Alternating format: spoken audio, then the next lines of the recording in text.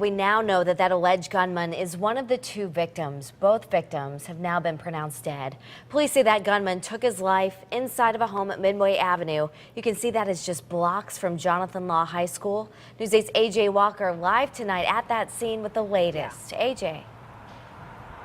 And Darren, this started on Hollywood Avenue, then ended up on Midway Avenue. Two shootings, one shooter. And if you can see here behind me, this is Wilshire Avenue here behind me. Police are still at that intersection, making sure that only the people who live there can go down this street. They have several streets blocked off while they continue to investigate. But they say this all started when they got a 911 call, and when officers got on the scene, it was just really chaotic. The shooter actually shot at officers. A caravan of police vehicles take over Hollywood Avenue while police investigate a double shooting.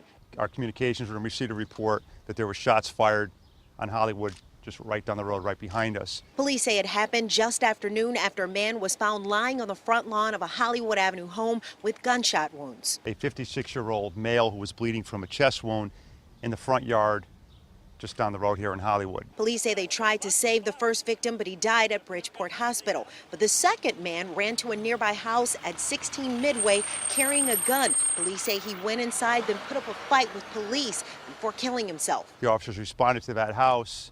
They surrounded the house. They encountered a male who was now on the roof. The male was holding a handgun. He pointed it at the officers. The officers took cover, at which time the male fired a shot. We don't know where that shot went.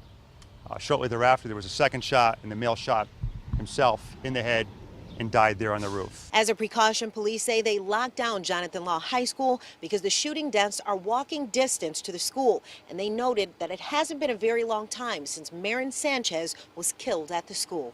It troubles us that people continue to commit acts of violence against each other.